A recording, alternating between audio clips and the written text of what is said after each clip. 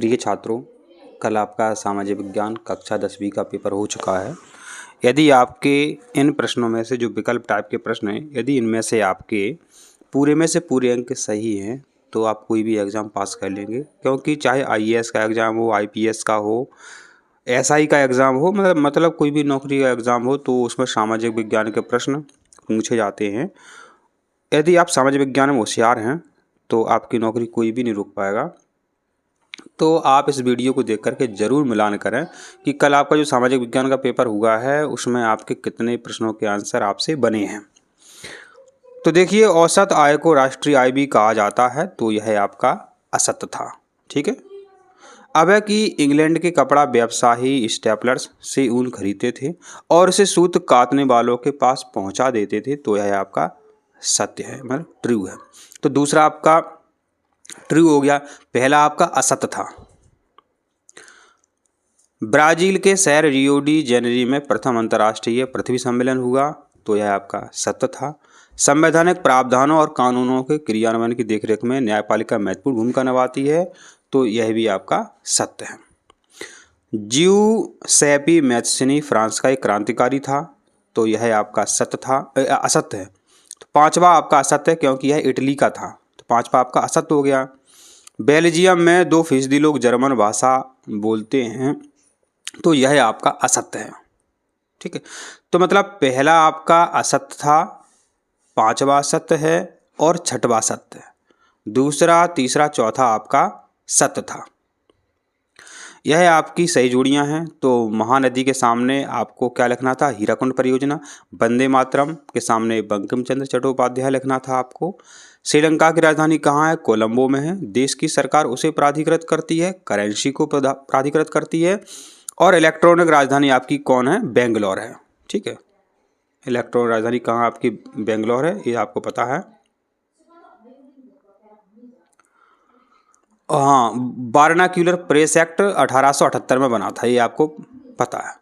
एक शब्द में उत्तर दीजिए, आपसे पूछे गए थे। तो देखिए, सरकार का कौन सा रूप बेहतर है? तो लोकतंत्र। विश्व की सबसे लंबी सुरंग का नाम लिखिए, तो अटल सुरंग।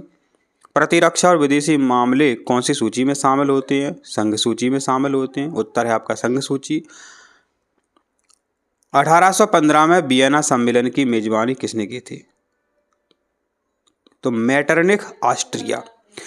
चौथे का उत्तर है मेटरनिख, ऑस्ट्रिया।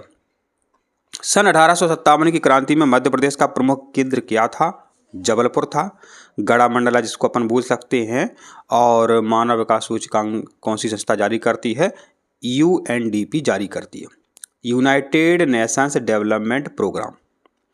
फिर आपसे सही विकल्प पूछे गए थे। खाज्य नायक प्रतिदिन सूर्य पूजा करने कहाँ जाया करते थे? नदी के किनारे जाया करते थे। और जापान की सबसे पुरानी 1868 ईस्वी में छपी पुस्तक का नाम क्या था? डायमंड सूत्र था। भारत का पहला राज्य जिसने राज्य भर के सभी घरों में छत पर वर्षा जल संचयन संरचना अनिवार्य कर दी है, तो इसका उत्तर आपको तमिलनाडु लगाना था। और कौन सी वो प्राथमिकी क्षेत्र की है? मछली पकड़ना प्राथमिकी क्षेत्र में आता है।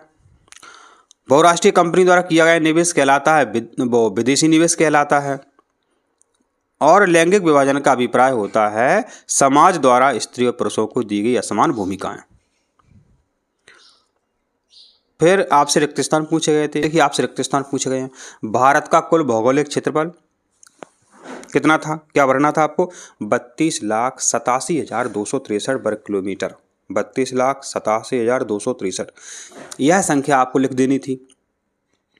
कांडला पत्तन को दीनदयाल पत्तन के नाम से भी जाना जाता है, यहाँ आपको दीनदयाल भरना था। निर्धन परिवारों की ऋण की अधिकांश जरूरतें अनौपचारिक स्रोतों से पूरी होती हैं, यहाँ आपको अनौपचारिक भरना था। स्मिथफील्ड में लंदन का पुराना पशु बाजार था, यहाँ आपको पशु बाजार भरना था।